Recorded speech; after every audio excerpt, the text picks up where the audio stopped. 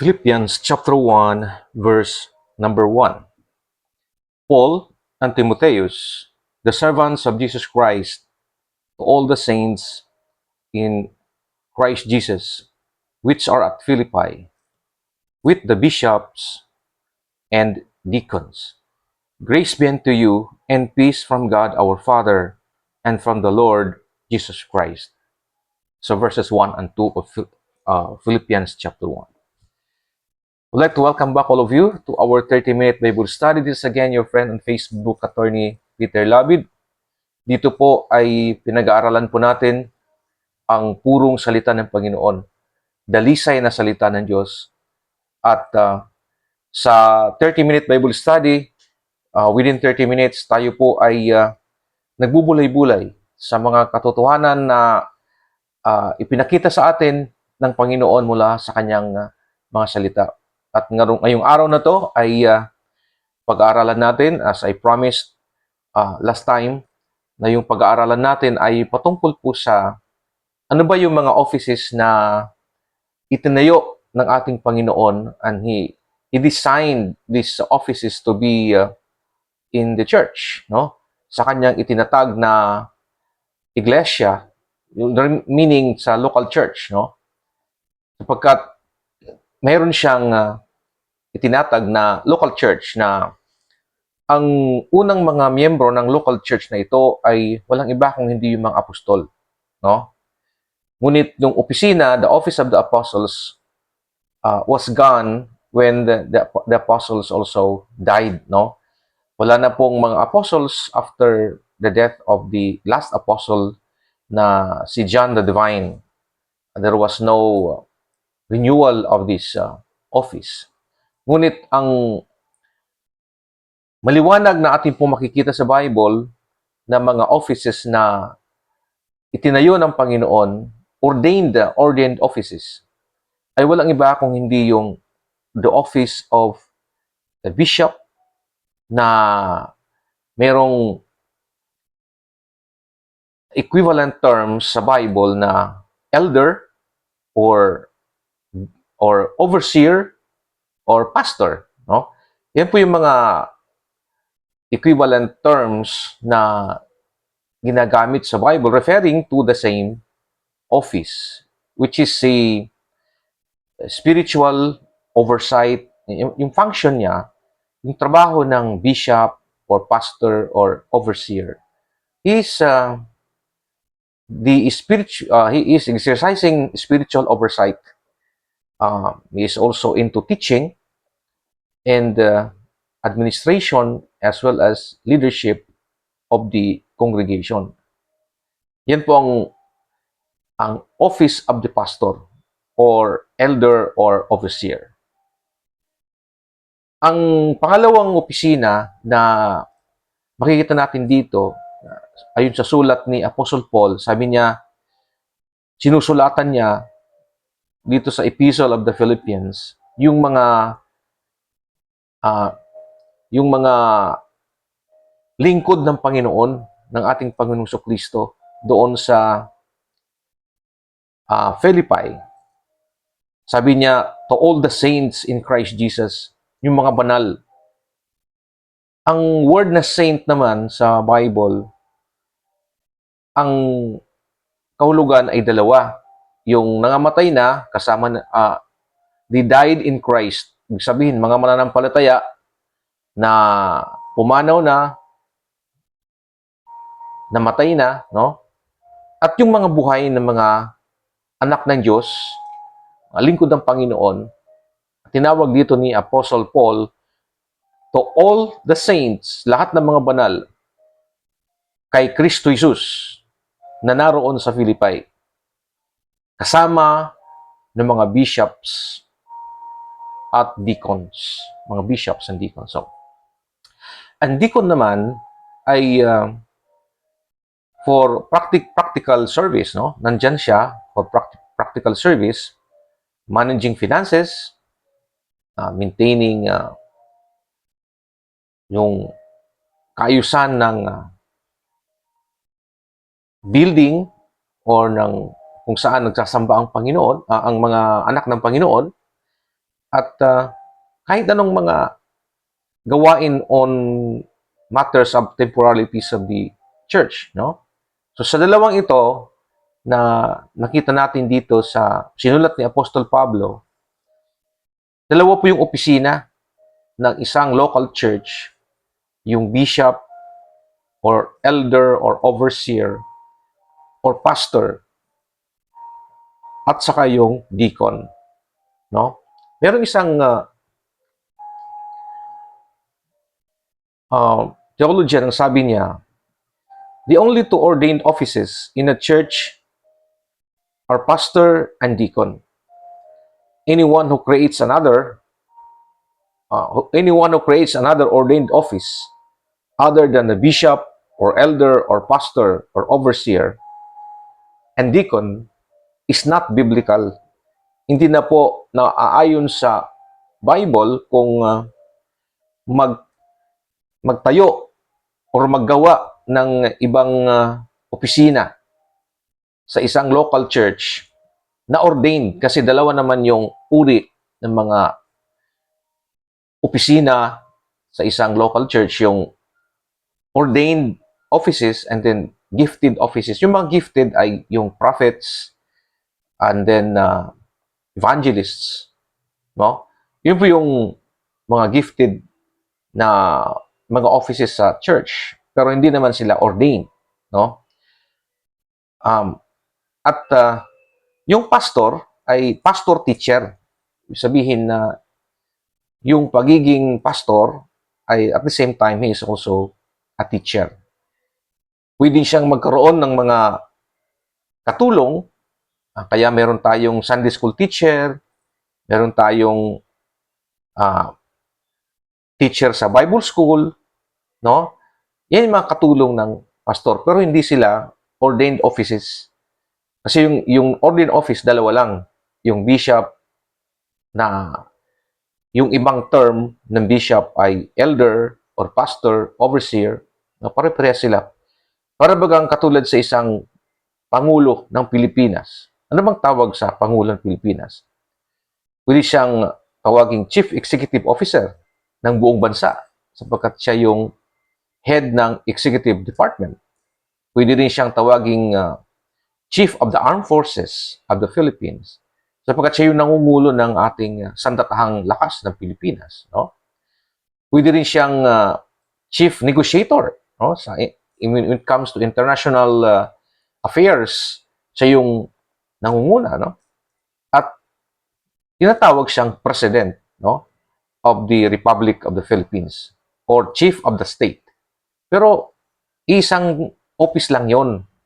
Iba-iba lang yung titles sapagkat every title has a different connotation or different function. Katulad ng Chief of the Armed Forces is called as such because that is in relation to the exercise of the military, no? But you cannot be a Chief of the Armed Forces without you being the President of the Republic of the Philippines, no? Katulad yun ng mga abogado, napakarami mga titles ng abogado. Merong in-house counsel, merong prosecutor, merong public defender, no? Meron namang mga abogado na mga civilist, no? Merong specialization nila yung criminal law, kaya criminal lawyer, no? Ayun po yung mga iba't ibang titles pero referring to the same office. Pwede silang notary public, no? So, yun po yung mga iba't ibang mga terms but referring to the same office, no? Now, bago natin puntahan yung discussion, no, before we discuss in detail our topic today, I would like to balikan muna natin yung mga napag-aralan natin, no, as a sort of a review. Ang unang-una po, napag-aralan natin dito sa 30-minute Bible study, ang patungkol sa napakahalagang turo sa Bible, no, ng unang mga mananampalataya. Napakahalaga sa kanila yung banal na kasulatan, the Holy Scriptures, no? Kaya nga, ang ginawa ng mga Bereans sa Acts 17:11, no? Napakinggan nila yung turo ng mga apostles, na Apostle Paul and his companions, but they did not actually receive the teachings of the apostles until they were able to confirm that the teachings of the apostles were indeed from the scripture. Kaya yung sinasabi sa Bible is that they were more noble than those in Thessalonica in that they received the word with readiness of mind, no? In that, and they searched the scriptures daily whether those things were so. Araw-araw nilang pinagbubulay-bulayan, pinag-aaralan yung banal na kasulatan upang ma masiguro nila na yung kanilang narinig na katuruan ng mga apostol ay nasa Bible talaga. Telling us that the written scriptures ay siyang final authority when we talk about faith and practice of believers. When we talk about final authority, napakaraming authority, no? Pastoral authority, ecclesiastical authority, historical authority, and then we have the authority from the scholars, no? Pero when there is a conflict between these authorities and the scriptures, it is always the Holy Scriptures that will prevail. That's why we call the Holy Scriptures as the final authority when we talk about faith and practice of all believers. Ayun po yung una. God designed it para hindi na po tayo mag-create ng mga bagong doktrina. And we will just use the Bible or portions of the Bible as a pretext, no? Kasi napakarami po, yung expansion ng doctrines, napakarami po. And in fact, Jesus rebuked the Sadducees and the Pharisees when he was here on earth sapagkat they assumed that they had the exclusive power to interpret the scriptures. Sabi nila, we sit on Moses' seat, no? And Jesus rebuked them when he said that you make the word of God of none effect because of your traditions, expansion ng doctrine. Yan ay napaka-dangerous, no? When we rely on what people or group of people say that this is the truth, they define the truth and they try to impose to us the truth, and they demand from us that we surrender our brains, our intelligence to them and our will on what they teach. Otherwise, we would lose our relationship with God.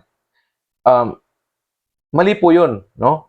Sapagkat ang Panginoon naman ay binibigyan tayo ng freedom when we talk about our faith, no? Kaya meron tayong liberty, soul liberty, no? Aside from the Bible being the final authority, we have soul liberty. Ibig sabihin na bawat isang tao ay malaya kung siya ba ay sasampalataya o hindi sasampalataya.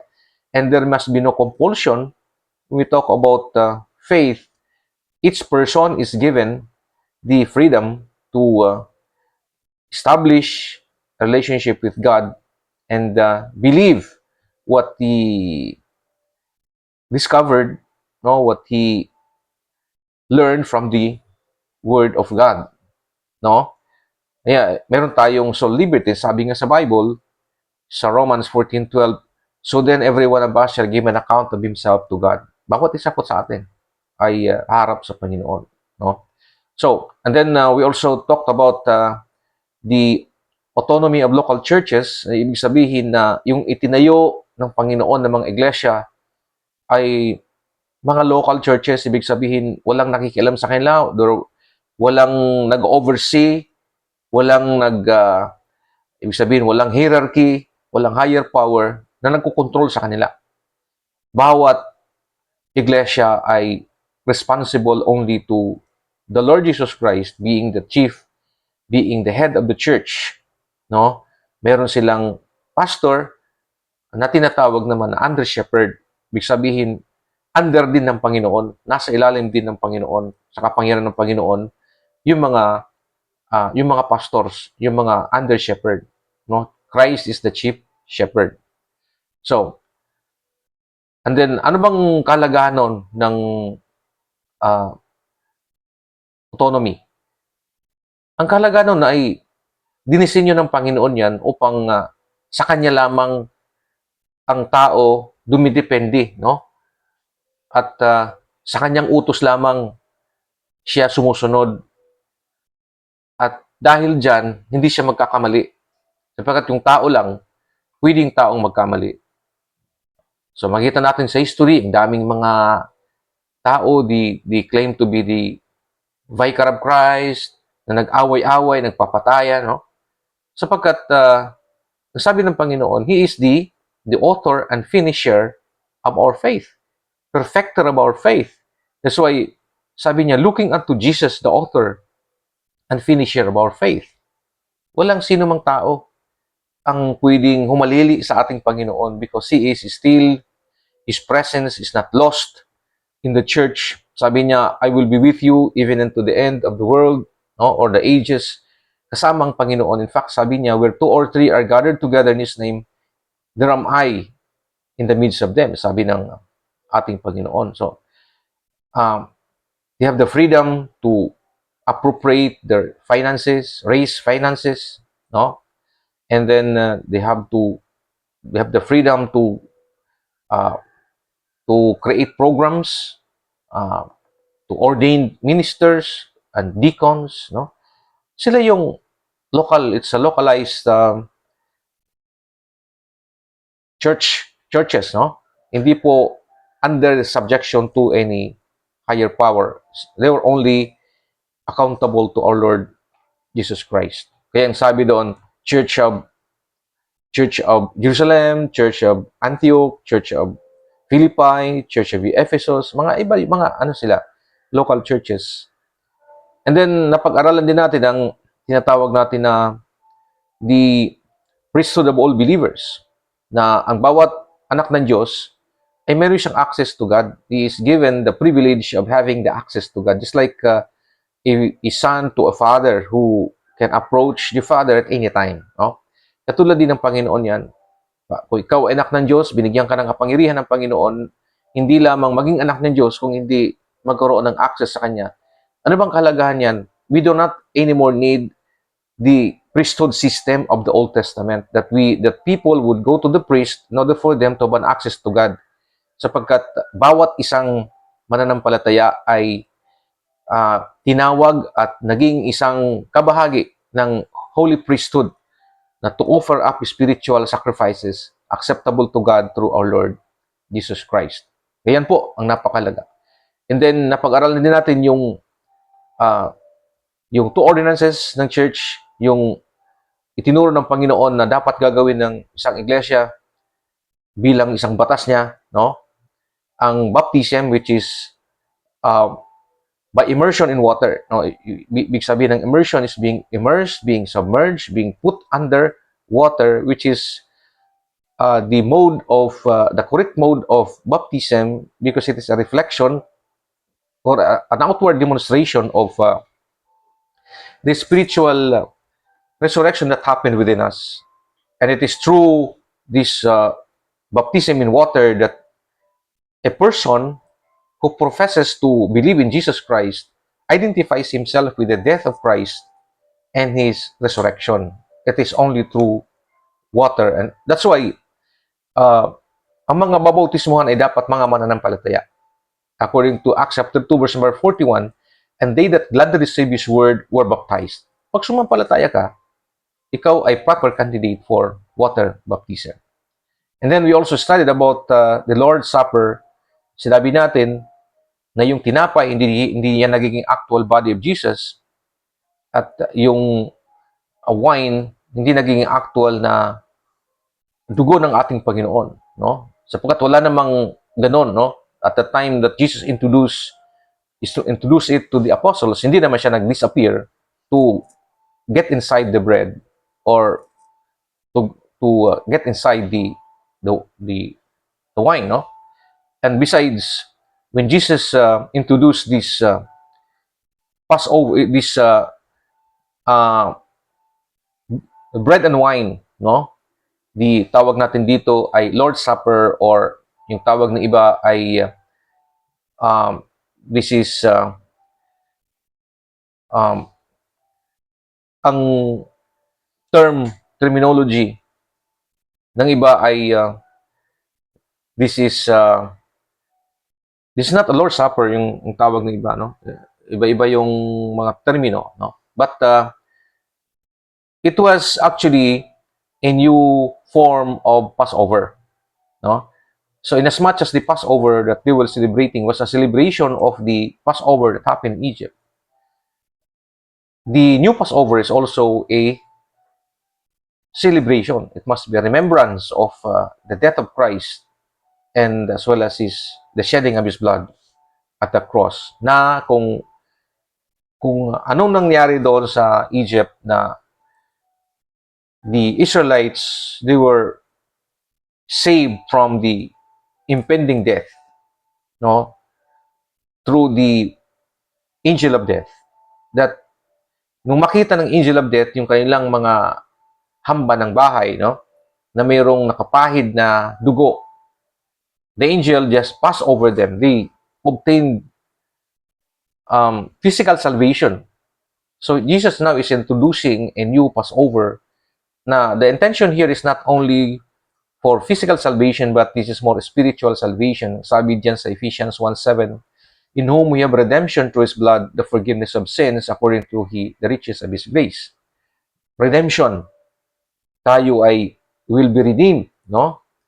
And then we will be cleansed from all our sins, forgiven of all our sins. When we believe in Jesus, according to Acts chapter 10, verse number 43, na those who believe in Jesus, they obtain remission of sins, no? Kaya, yun po yung ating makikita. And then, we also discuss about the way that a person can be a member of a local church. Paano ba? Ang isang tao gusto niya maging member ng local church, kailangan muna siya ay tumanggap sa Panginoon bilang kanyang tagapagligtas. Yung kaligtasan muna. Sapagkat walang gamit ang maging membro ka ng isang iglesia na hindi ka muna ligtas. You have to become a child of God first. You have to be indwelt by the Holy Spirit, forgiven of your sin, justified, regenerated, no? Na bago ka maging membro ng isang local church. And the way that you can be a member of a local church is for you to be baptized through water baptism. Yun bang tinuturo sa atin sa Acts chapter 2, verse number 41. And they that gladly receive this word, ibig sabihin, sumampalataya kay Kristo, were baptized, sila ay binautismuhan. Kaya wala pong infant baptism na tinuturo sa Bible, no? Ang binabautismuhan ay yung mga mananampalataya. Kaya yan po ang tunay na pamamaraan kung paano ang isang tao magiging miyembro sa tunay na iglesia ng Panginoon ay through profession of faith in Jesus Christ, na siya ay tinanggap, naligtas siya, no? Siya ay tumanggap kay Kristo at dahil diyan siya ay naligtas.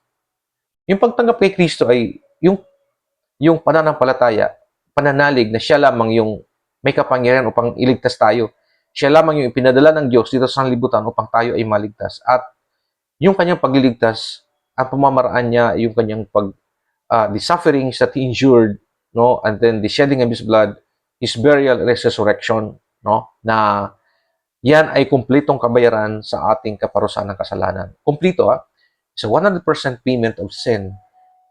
Sapagkat kung ang tao ay hindi siya na sumasampalataya na yung pagbabayad ni Kristo sa cross ay pinatawad na o binayaran na ng buong buo yung kaparusahan ng kasalanan, ay hindi siya maliligtas. Sapagkat yung kanyang isipin ay kailangan niyang dagdagan yung ginawa ni Kristo sa cross para siya ay maligtas.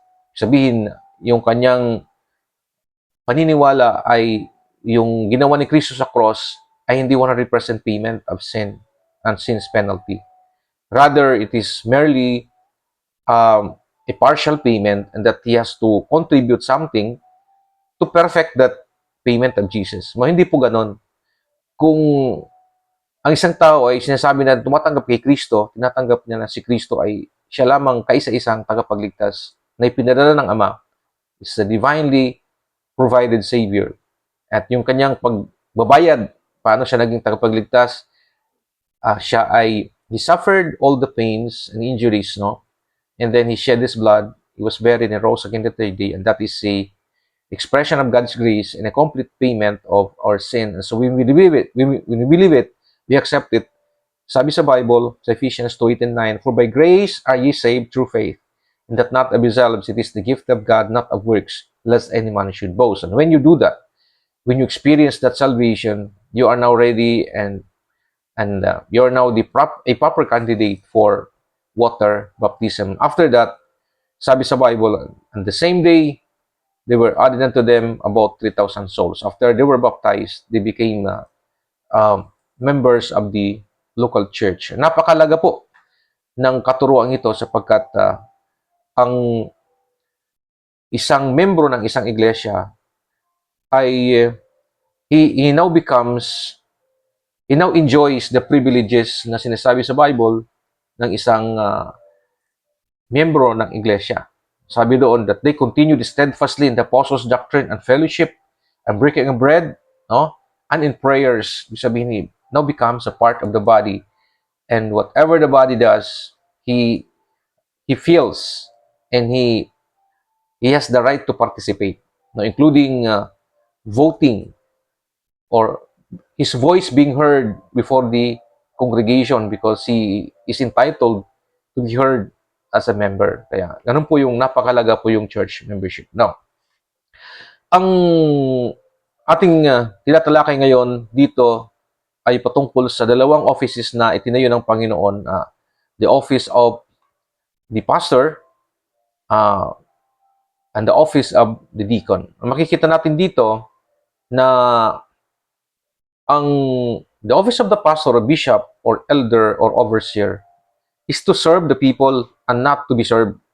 Kaya nga, ang tawag dito sa 1 Timothy chapter 3, ang tawag dito, if a person desires the office of a bishop or a pastor or an elder, no, he desireth a good work. Hindi lamang po ito napipilitan lang yung tao, no?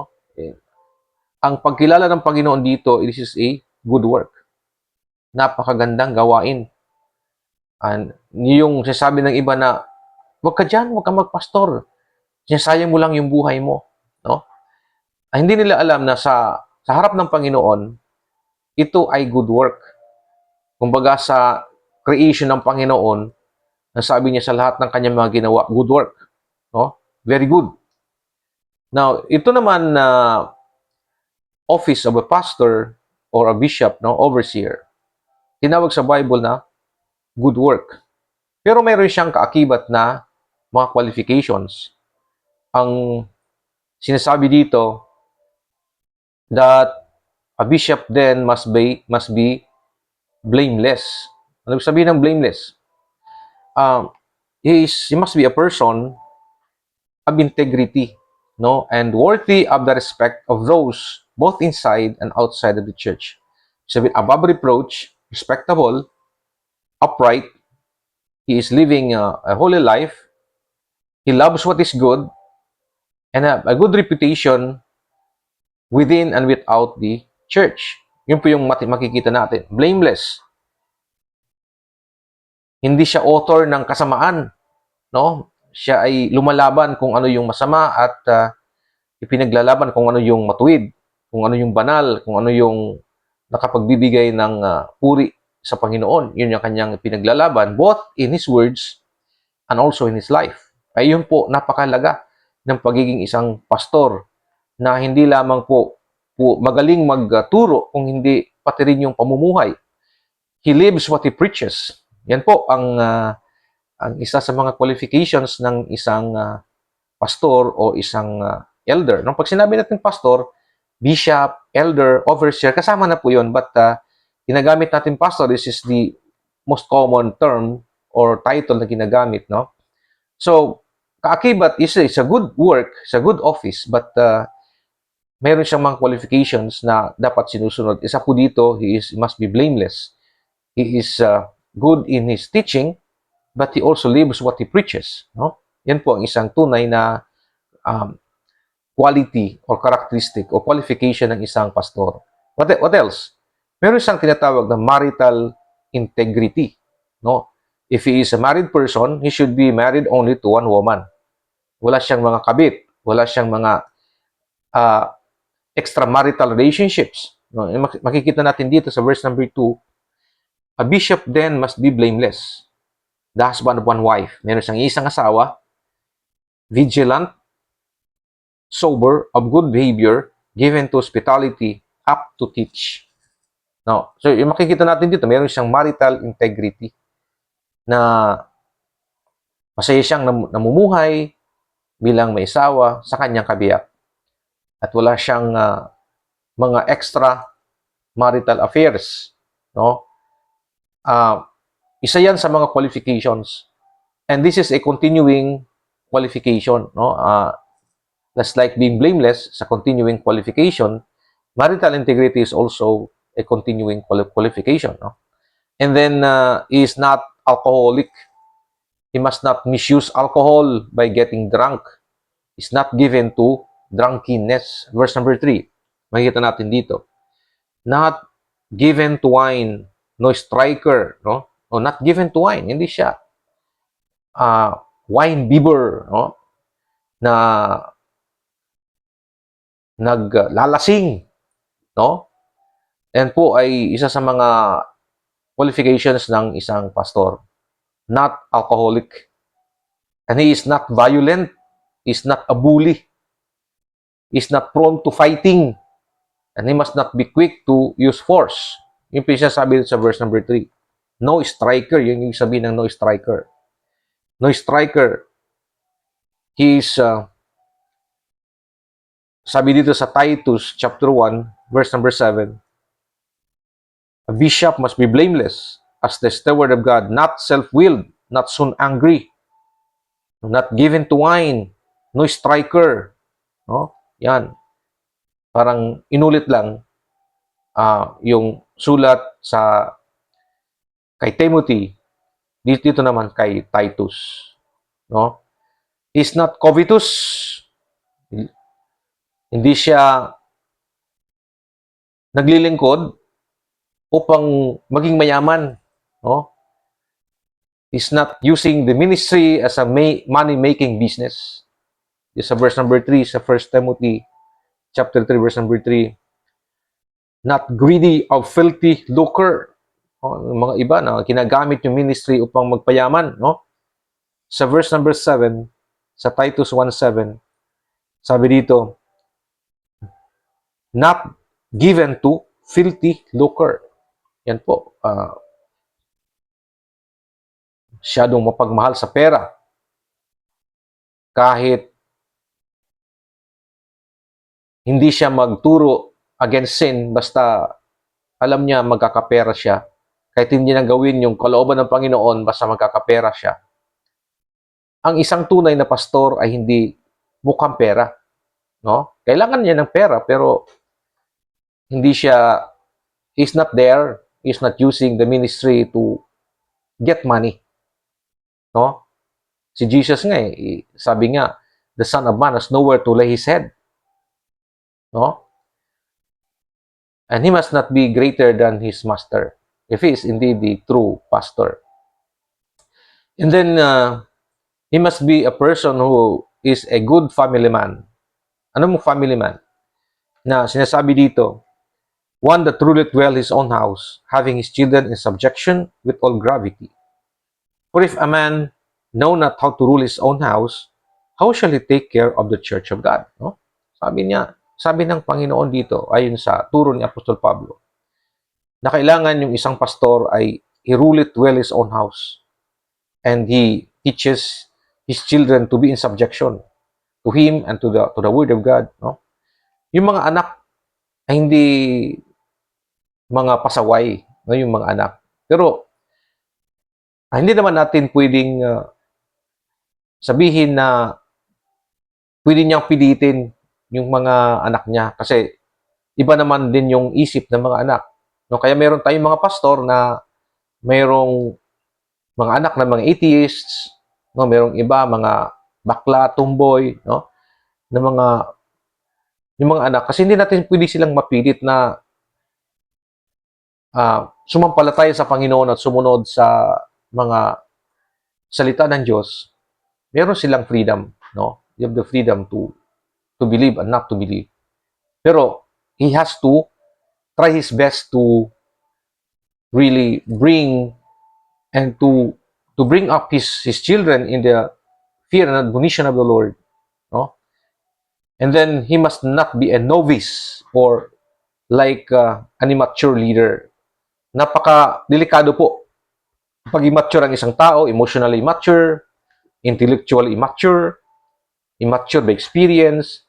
Kasi magiging ano siya eh, magiging, he has the tendency to become a dictator, and ang mangyayari dyan, magiging dadalhin niya yung gawain ng Panginoon into destruction.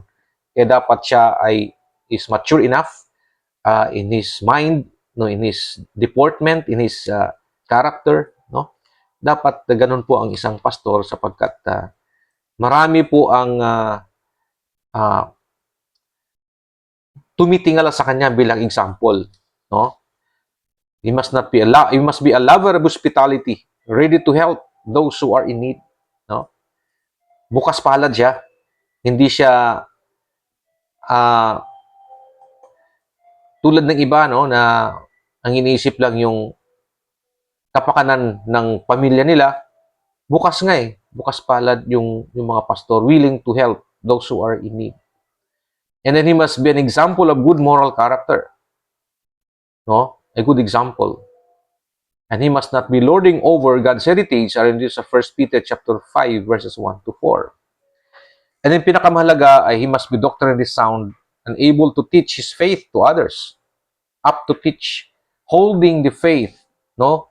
The doctrines, the truth. He's able to commit the truth to faithful men who will be able to teach others also. He has the ability to teach, he has the ability to defend this faith through life and through his teaching. Ito po yung mga mahalagang mga qualifications ng isang pastor. Mailan pa lang ito.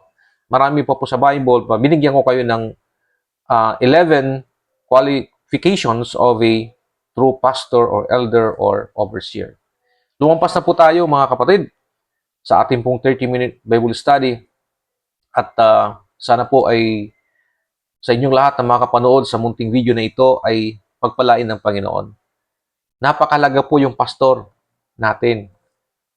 Kaya nga, ginawa ng Panginoon ng opisina ng pastor para mag-alaga sa atin na tayo ay mga tupa. Siya naman yung under shepherd ng Panginoon. Ginagawa niya lahat upang tayo ay madala doon sa paglilingkod sa Panginoon na nakapagbibigay tayo ng kaluwalhatian sa Diyos. Hanggang dito na lamang po. Ito po ang inyong tagapagturo ngayon, si Attorney Peter Labid. Magpapatuloy tayo sa susunod na segment natin. Sana po ipagpalain kayo ng Panginoon. Thank you so much. God bless us all. God bless the Philippines. God bless everyone. Amen and amen.